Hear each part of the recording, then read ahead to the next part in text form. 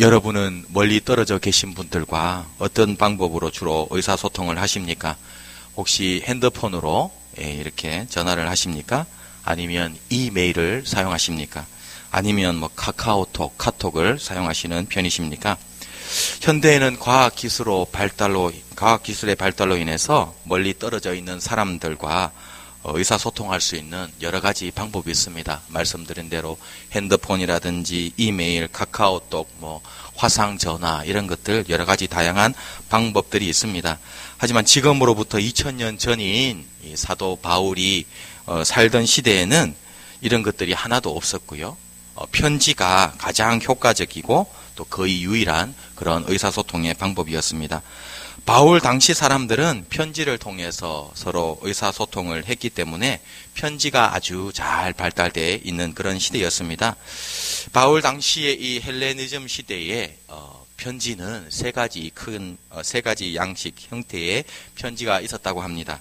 첫 번째는 개인 편지고요. 두 번째는 공식적인 편지, 그리고는 논문 형식의 편지가 있었다라고 합니다. 이 세 가지 편지 형식 가운데서 오늘 우리가 읽은 로마서는 이 에베소서, 히브리서, 요한 1서 등과 함께 흔히 논문 형식의 가진 그런 편지로 분류가 됩니다. 이 로마서는요, AD 55년경에 사도 바울이 로마 교회에 보낸 그런 편지입니다. 사도 바울은요, 여러 교회를 우리가 아는 대로 세웠습니다. 에베소 교회라든지 고린도 교회, 데살로니가 교회 이런 많은 교회들을 개척했지만 이 로마 교회는 바울이 세운 교회가 아니었습니다. 당시 사도 바울은요, 고린도라고 하는 도시에 머물고 있었는데 그 사도 바울의 마음에는 이제 내가 장차 당시의 땅끝이었던 스페인을 선교하고자 하는 그런 비전이 있었습니다. 그리고 이 스페인 선교를 위해서 로마 교회가 그 스페인 선교의 거점으로 전초 기조로 사용했으면 좋겠다라고 하는 그런 마음이 바울에게 있었습니다. 이런 목적을 가지고 이제 지금 바울은요, 자신이 로마 교회를 직접 방문하기 전에 편지를 통해서 의사소통하면서 자신을 소개하고 로마 교회가 이제 하나가 되어서 자신이 이룰 그 스페인 선교의 거점으로 전초 기지로 준비시키기 위해서 이 편지 로마서를 기록한 것입니다. 로마서를 읽어보면요, 이 사도 바울이 마치 오늘날의 논문과 같이 아주 체계적으로 복음에 대해서 설명하는 것을 우리가 발견하게 됩니다. 오늘 우리가 읽은 말씀 본문 중에 첫 번째 구절인 8장 1절은 이제 바울이 예수 그리스도를 통해서 인류 역사에 획기적이고 또 극적인 변화가 일어났다고 지금 선언하고 있습니다. 이렇게 말씀합니다. 그러므로 이제 그리스도 예수 안에 있는 자에게는 결코 정죄함이 없나니, 그렇게 말씀하고 있습니다. 본문에서 발견하게 되는 첫 번째 영적 교훈은 무엇이냐면 예수 그리스도의 십자가 사역과 성령님의 생명 역사를 통해서 마침내 우리 모두에게 새 시대가 활짝 열렸다는 사실입니다. 본문에서 사도 바울은요, 이처럼 새 시대가 열리게 된 것은 하나님께서 두 가지 은혜를 준비하셨기 때문이라고 말씀하고 있습니다. 하나님이 두 가지 은혜를 우리에게 준비시켜 주셨는데요. 첫 번째 은혜는 무엇이냐면 예수님의 십자가를 통해서 우리의 죄를 다 용서해 주시는 대속의 은혜를 베풀어 주시는 것입니다. 3절 이렇게 말씀하고 있습니다. 율법이 육신으로 말미암아 연약하여 할 수 없는 그것을 하나님은 하시나니 곧 죄로 말미암아 자기 아들을 죄 있는 육신의 모양으로 보내어 육신의 죄를 정하사, 이렇게 말씀하고 있습니다.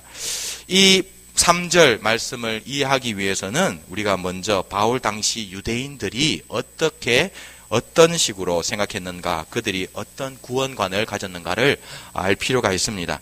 바울 당시의 유대인들은요, 어떤 생각을 했냐면 우리가 율법을 지키면, 율법에 순종하면 율법을 통해서 구원을 받을 수 있다라고 그들은 생각을 한 것입니다.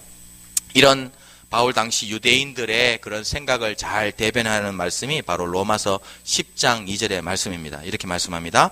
내가 증언하노니 그들이 하나님께 열심히 있으나 올바른 지식을 따른 것이 아니니라. 하나님의 의를 모르고 자기 의를 세우려고 힘써 하나님의 의에 복종하지 아니하였느니라 이렇게 말씀하고 있습니다. 이처럼 바울 당시 유대인들은요, 하나님의 의가 아니라 자기 의를 세우려고 힘썼다라고 말씀하고 있습니다.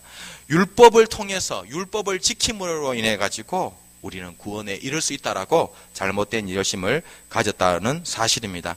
그런데 바울은요, 로마서를 통해서 너희들의 생각이 잘못되었다. 율법이 정말 좋은 것이긴 하지만 율법을 지킴으로 인해서 너희는 절대 구원에 이를 수 없다라고 지금 말씀하고 있는 것입니다. 로마서 3장 21절 이렇게 말씀합니다. 이제는 율법 외에 하나님의 한 의가 나타났으니 율법과 선지자들에게 증거를 받은 것이라. 곧 예수 그리스도를 믿음으로 말미암아 모든 믿는 자에게 미치는 하나님의 의니 차별이 없느니라 말씀하고 있습니다. 구원은 어떻게 받습니까? 구원은요, 율법을 지킴으로 받는 것이 절대로 아닌 것입니다. 구원은 오직 예수 그리스도를 믿음으로만 받을 수 있는 것입니다. 우리 모두는 율법에 순종함으로 구원을 얻는 것이 아니라 오직 예수 그리스도를 믿음으로 구원받을 수 있기를 주님의 이름으로 축복합니다. 구원의 길은요, 오직 예수 그리스도밖에 없는 것입니다. 본문 3절이 또한 이 진리를 우리에게 분명하게 계시하고 있습니다. 3절 이렇게 말씀합니다. 율법이 육신으로 말미암아 연약하여 할 수 없는 그것을 하나님은 하시나니 곧 죄로 말미암아 자기 아들을 죄 있는 육신의 모양으로 보내어 육신의 죄를 정하사 이렇게 말씀하고 있습니다. 이 구절에서 죄로 말미암아라고 하는 표현이 등장합니다. 이 표현은요, 약간 불분명한데 이 표현을 좀 더 원문에 맞춰서 정확하게 표현하면 이런 말입니다. 죄를 다루기 위해서, 죄를 해결하기 위해서라는 그런 뜻입니다. 그러니까 하나님은요, 죄를 해결하기 위해서 성자 예수님을 이 땅에 보내신 것입니다. 그리고 이 구절에 보니까 죄 있는 육신의 모양으로 예수님을 보냈다, 이 땅에 보냈다라고 말씀하고 있습니다. 이 말씀은 오해하기 쉬운 말씀입니다. 이 말씀은요, 예수님이 죄가 있는 존재로 이 땅에 오셨다는 그런 뜻이 아니고, 또 예수님께서 이 땅에 계실 동안 죄를 지었다는 그런 의미가 아닌 것입니다. 이 말씀은 어떤 말씀이냐면, 성부 하나님께서 성자 예수님을 이 땅에 보내시되 우리와 똑같은 인간으로 인간의 연약함과 죽음을 경험하는 존재로 보내셨다는 그런 뜻인 것입니다. 히브리서 4장 15절 이렇게 말씀합니다.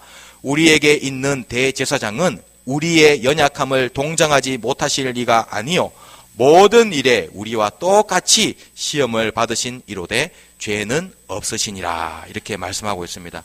예수님은 어떤 분이십니까? 이 땅에 계실 때 우리와 똑같이 죄의 모든 유혹을 받으셨고요, 우리처럼 인간의 모든 연약함을 경험하신 것입니다.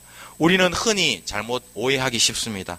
예수님은 하나님이시기 때문에 이 땅에 사실 동안에 아무런 고통이 없었을 것이라고 우리는 오해하기 쉽습니다. 마치 로봇처럼 아무런 고통도 느끼지 않았다라고 그렇게 생각하기 쉽지만 그렇지 않습니다. 초대 교회 이단 중에 세린투스라고 하는 그런 이단을 가진 사람이 있었습니다. 이런 잘못된 그런 주장을 했습니다. 이 세린투스는 이런 주장을 했는데요, 세례 요한에게 예수님께서 세례를 받으실 때 성자 하나님께서 인간 예수에게 임하시고 또 십자가를 지시기 직전에 다시 이 성자 하나님께서 인간 예수님을 떠나 하늘로 승천하셨다라는 그런 주장을 이 세린투스라는 사람이 했습니다. 결국 세린투스의 주장은 무엇입니까? 성자 하나님은 절대로 고난을 받으신 적이 없다는 것이죠. 오직 인간 예수만 이 땅에서 고난을 받았다라고 그런 주장을 했습니다. 하지만 이 세린투스의 주장은 전혀 성경적이지 않고 결국 이 세린투스는 이단으로 정죄를 받았습니다. 예수님은 우리와 똑같은 인간이셨습니다.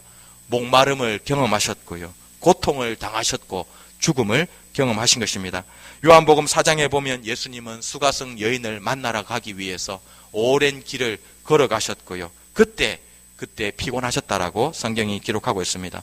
또 심한 갈증을 느끼셨다고 말씀하고 있습니다. 예수님께서는 십자가에서도 어떻게 말씀하셨습니까? 내가 목마르다라고 예수님이 고백하셨습니다. 십자가의 극심한 고통에서도 고통을 당하실 때 예수님은 엘리 엘리 라마 사박다니, 나의 하나님 어찌하여 나를 버리셨나이까 라고 절규하신 것입니다. 그만큼 예수님은 고통을 당하신 것입니다.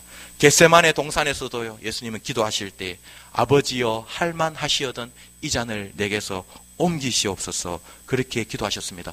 얼마나 두려우셨고 얼마나 고통스러우셨으면 그렇게 기도하셨겠습니까? 이처럼 예수님은요, 우리와 똑같은 인간이셨고 그렇기 때문에 우리를 위한 예수님의 희생은 결코 쉬운 희생이 아니었던 것입니다. 그리고 이 8장 3절에서 육신의 죄를 정하사라고 하는 그런 구절이 등장을 하고 있습니다. 이 말씀은 어떤 말씀이냐면 하나님께서, 예수님께서 십자가를 치시는 그 순간 모든 인류의 죄를 예수님의 육신에 하나님께서 부으셨다는 사실입니다. 모든 인류의 죄를 십자가에서 예수님은 짊어지신 것입니다. 근데 흥미로운 사실은 무엇이냐면 8장 1절에 정죄라는 말이 등장하고요. 또 오늘 본문 8장 3절에 죄를 정하사라는 그런 말이 등장하는데 원문으로 보면 이 말이 같은 단어의 명사형과 동사형이라는 사실입니다. 이 정죄라고 하는 말은요, 원문으로 카타크리마이고요. 또 죄를 정하사는 카타크리노라는 그런 말입니다. 그래서 영어 성경을 한번 보시면은 8장 1절에는요, condemnation이라고 번역을 했고요.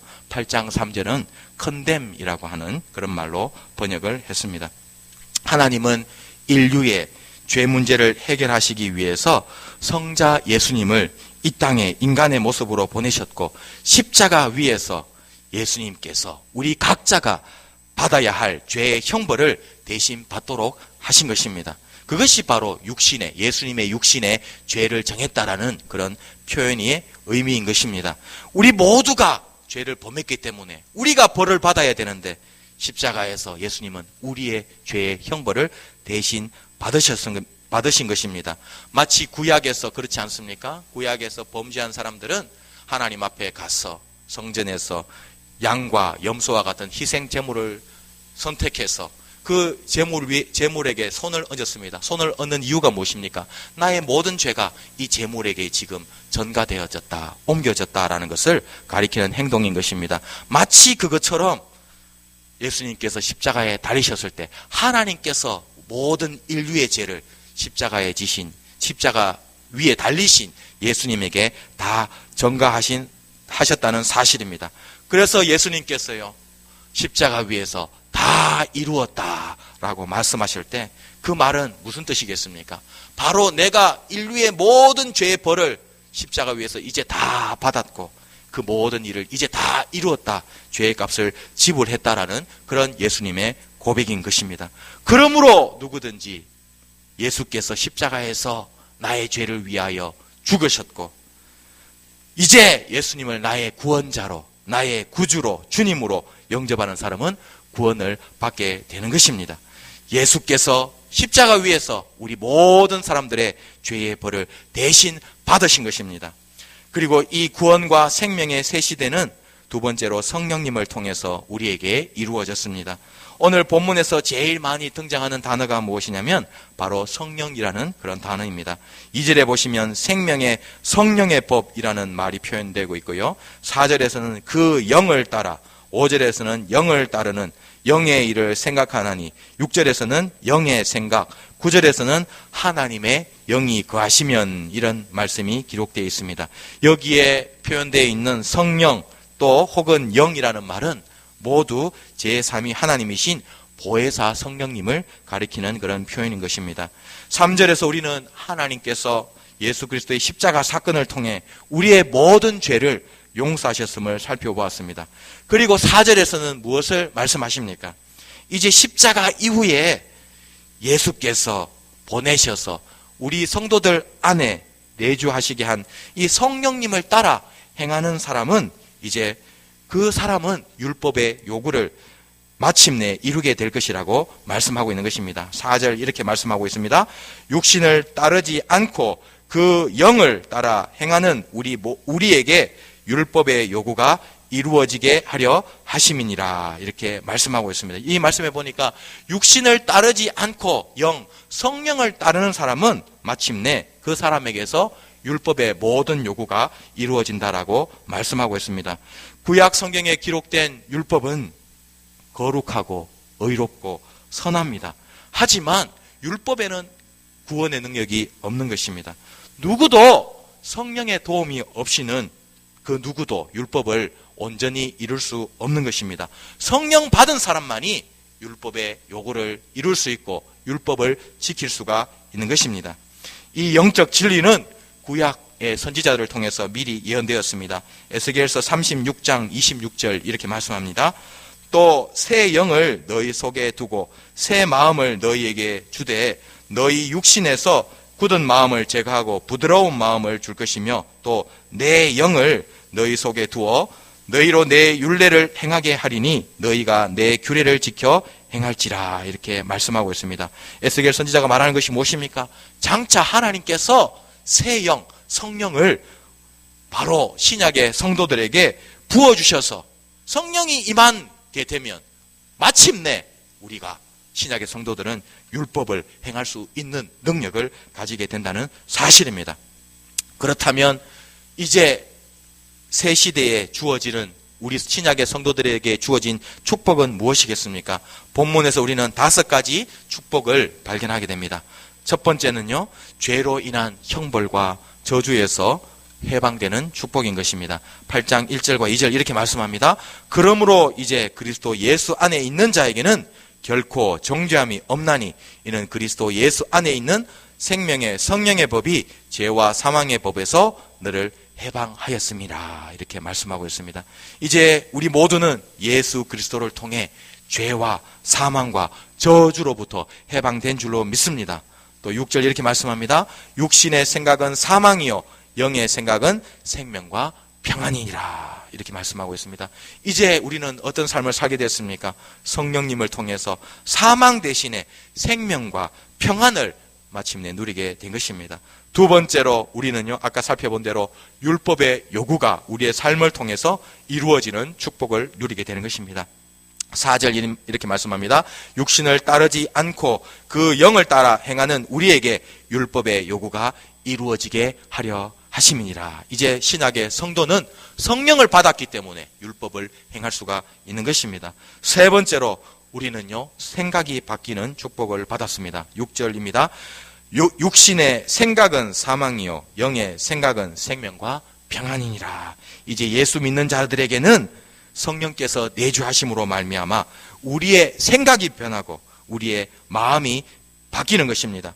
이제 예수 믿으면 우리의 마음 가운데 우리 안에 생명과 평안이 깃들게 되고 하나님을 향한 거룩한 열망과 열심이 싹트게 되는 것입니다. 근본적인 마음속의 변화가 이제 성령을 통해서 우리에게 일어나는 것입니다. 네 번째로 우리가 받는 축복은 무엇이냐면 하나님의 원수된 삶에서 하나님을 기쁘시게 하는 삶으로 변화되는 것입니다. 7절과 8절입니다.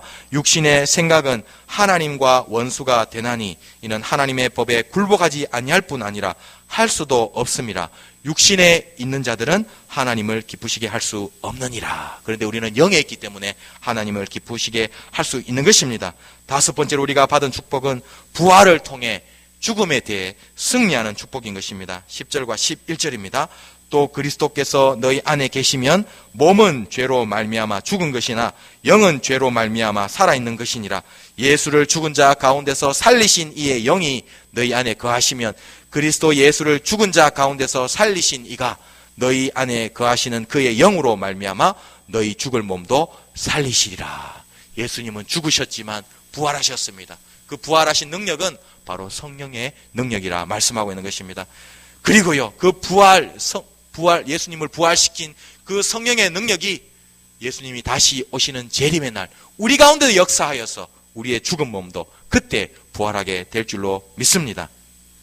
본문에서 발견하게 되는 두 번째 영적 교훈입니다. 두 번째 영적 교훈은 무엇이냐면 구원받은 성도는 성령님의 인도와 성령님에 대한 순종을 통해 지속적으로 몸의 행실을 죽이는 삶을 살아야 한다는 사실입니다.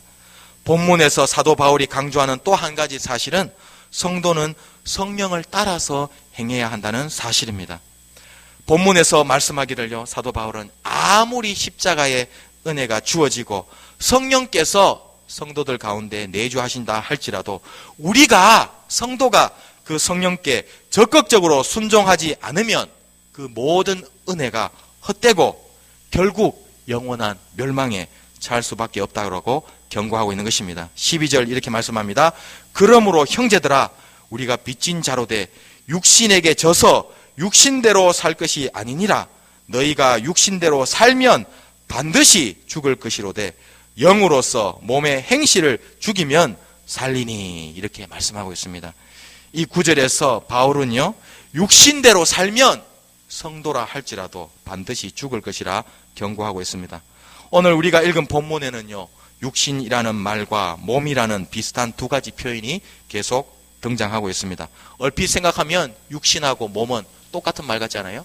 육신도 몸도 같은 말이 아니냐, 우리는 이렇게 생각하기 쉽지만 바울은요, 이 서신에서 이 육신과 몸이라는 말을 아주 주의 깊게 구별하여 사용하고 있습니다.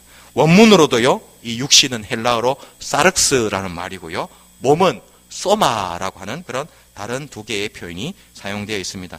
3절부터 9절 보면 계속해서 육신이 나오고요, 10절과 11절에는 몸이 나오고요, 12절에는 다시 육신, 그리고 13절에는 육신과 몸이라는 말이 함께 사용되었습니다. 이렇게 바울은요, 육신과 몸, 사르크스, 소마를 아주 주의 깊게 구별해서 사용하고 있는 것입니다.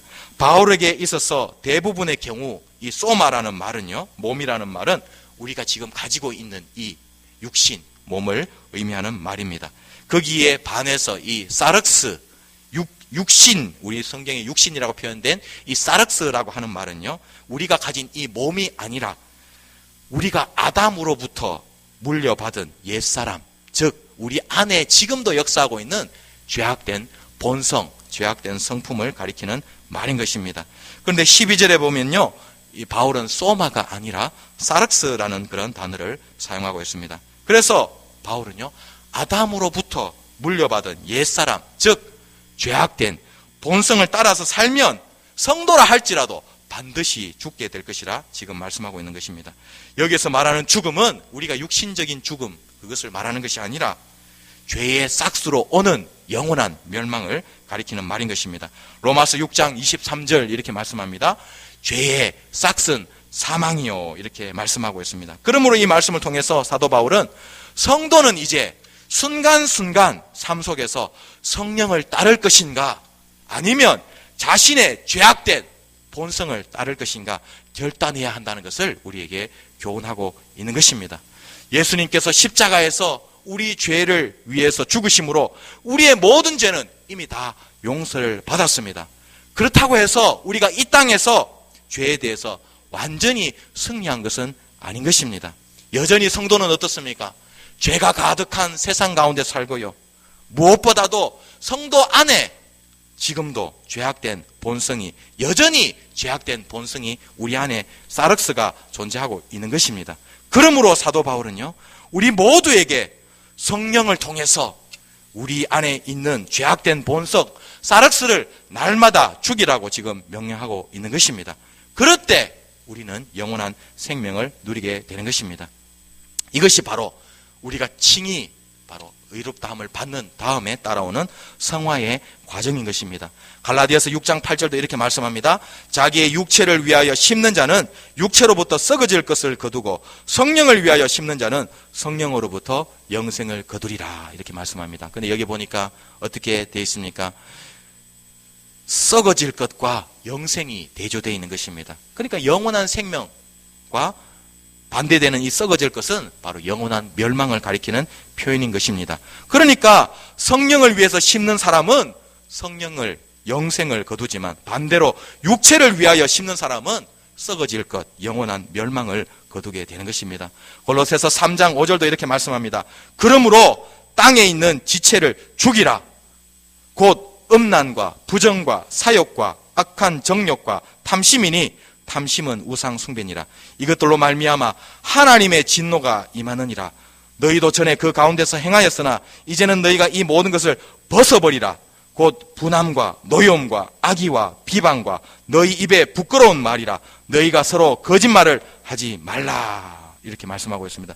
예수 믿고도 계속해서 음란하고 부정하고 사욕하고 악한 정욕 가지고 탐심을 가지고 분노하고 비방하고 부끄러운 말하고 거짓말을 하는 사람은 그런 것을 버리지 않으면 영원한 멸망에 처해지는 것입니다.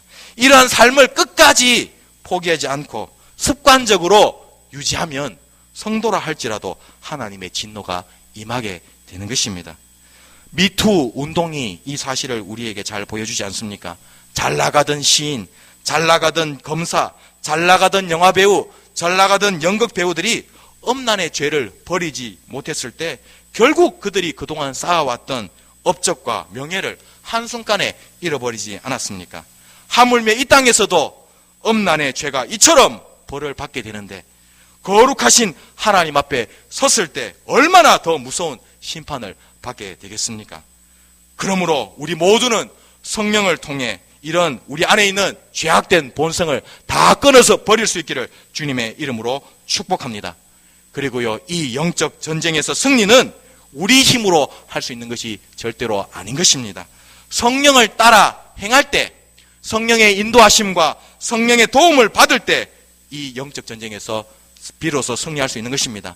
사단은 지금도 끊임없이 성도들을 유혹하여 죄악된 본성을 따라서 우리가 살도록, 즐거움을 누리도록 그렇게 유혹을 하고 있는 것입니다. 그러므로 이 영적 전쟁에서 승리하기 위해서 우리는 성령을 날마다 의지해야 될 줄로 믿습니다. 성령님을 의지하는 방법은 바로 예배를 통해서, 말씀과 기도를 통해서 우리는 성령을 의지할 수 있는 것입니다. 그럴 때 죄의 유혹을 이기게 되는 것입니다. 요즘 한국 GM이 군산 공장을 5월에 폐쇄한다는 그런 결정 때문에 많은 사람들이 우려합니다. 만약 군산 공장이 폐쇄되면 하청업체까지 포함해서 대략 30만 개의 일자리를 잃어버리게 된다고 합니다. 그런데 이처럼 군산 공장을 폐쇄하려는 원인 중 한 가지가 무엇이냐면 한국 GM이 최근에 개발한 신차가 예상보다 판매 성적이 좋지 않아서 군산 공장의 가동률이 20% 이하로 떨어졌기 때문이라고 합니다. 아무리 공장이 있고 자동차를 만들 수 있는 시설이 있어도 그 시설이 가동되지 않으면 결국 공장은 폐쇄되는 것입니다. 신앙생활도 마찬가지인 것입니다. 성령께서 우리 안에 내주하시지만 우리가 성령을 의지하지 않고 순종하지 않으면 결국 죄악된 본성을 따라 살게 되고 죄악으로 부끄러운 삶을 살 수밖에 없는 것입니다. 우리 모두는 날마다 성령 충만한 삶을 삶으로 영생의 주인공들이 다 되실 수 있기를 주님의 이름으로 축복합니다. 본문에서 발견하게 되는 마지막 영적 교훈은 우리 모두는 그리스도 안에서 함께 상속자가 된다는 사실입니다. 17절 이렇게 말씀합니다. 자녀이면 또한 상속자, 곧 하나님의 상속자요 그리스도와 함께한 상속자니 우리가 그와 함께 영광을 받기 위하여 고난도 함께 받아야 할 것이니라. 이렇게 말씀합니다. 이 구절에서 하나님은 우리를 자녀요 또한 하나님의 상속자로 삼으신다고 말씀합니다.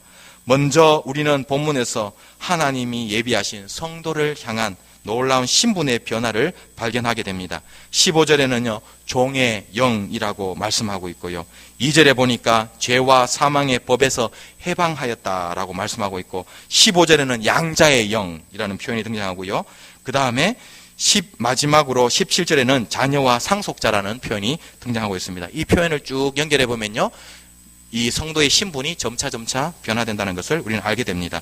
종이 해방되어 자유인이 되고, 그 다음에는 양자로 입양되어 마지막으로 하나님의 자녀요 상속자로 세워지게 되는 것입니다. 당시 로마 시대의 사람들이 노예가 되는 방법에는 여러 가지가 있었습니다. 예를 들어 전쟁에 지면 패전국 사람들은 노예로 전락했고, 지중해를 누비던 해적들에게 납치되어 노예가 되는 경우도 있었고요, 노예 부모로부터 태어나서 노예가 되는 경우도 있었고, 빚을 갚지 못해서 노예가 되는 그런 사람도 있었습니다. 그리고 반대로 노예가 자유인이 되는 길은요 크게 세 가지가 있었습니다. 첫 번째로 여자 노예인 경우에 주인과 결혼하면 자유인이 되었고요, 주인이 죽으면 또 자유인이 되었으며, 마지막으로 주인이 노예를 자신의 아들로 입양을 하면 그 노예는 자유인이 되었습니다.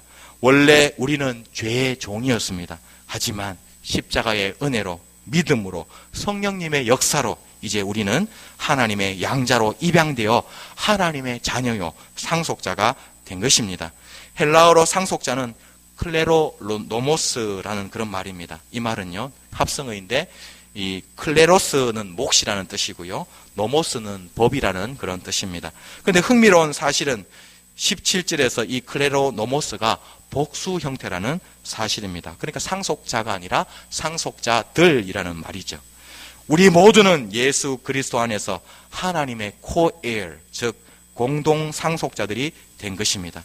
그러므로 우리는 하나님 나라의 공동 상속자들로서 서로 연합하고 서로 존중하고 서로 협력해야 될 줄로 믿습니다. 역사상 최고의 부호 가문으로 꼽히는 가문이 있는데 로스 차일드라는 그런 가문이 있습니다. 이 로스 차일드 가문은 무려 250년째 최고의 부유한 가문으로 명성을 떨치고 있는데요. 이처럼 250년째 최고의 부유한 가문으로 명성을 떨친 그 비결이 무엇이냐면 바로 그 가문이 가지고 있는 협력 정신 때문이라고 합니다. 협력이라는 말은요, 라틴어로 콩크르디아라는 말인데요. 이 콩크르디아는 이 로스 차일드가 가지고 있는 여러 회사 중에서 지주회사의 이름이 콩크르디아고요. 또 동시에 가문을 상징하는 그 문장이 있는데요. 깃발이 있는데 거기에도 콩크르디아라는 말이 새겨져 있다고 합니다. 이 로스 차일드 가문을 일으킨 사람의 이름이 마이어 암셀이라고 하는 사람인데, 이 사람은 화살에 빗대어서 자기의 5 아들들에게 너희들이 서로 협력해야 된다, 너희들이 서로 단결해야 된다, 힘을 모아야 된다, 그렇게 강조를 했다라고 합니다. 그래서요, 이 로스 차일드 가문에 상징하는 그 가문의 문장이 있는데요. 그 문장에 보면은 그것이 있다고 합니다. 방패 그림이 있고 방패 그림 안에 화살 5개가 있다고 합니다. 그 화살 5개가 의미하는 것이 무엇이냐면 바로 이 아들 5명을 의미하는 것입니다. 그러니까 이 화살 5개가 하나로 묶여서 누구도 부러뜨릴 수 없는 강한 5명의 형제를 상징을 한다라고 합니다. 우리 용현동 교회가 로스 차일드 가의 콩크리디아 정신처럼 협력하고 단결하고 하나 되는 그런 교회가 될 수 있기를 주님의 이름으로 축복합니다. 그리하여 이 마지막 시대에 사단의 공격을 능히 막고 하나님 나라의 공동 상속자들로서 천국을 소유하고 많은 사람들을 천국 백성으로 만드는 능력 있는 우리 용현동 교회가 될 수 있기를 주님의 이름으로 축복합니다. 하나님 아버지,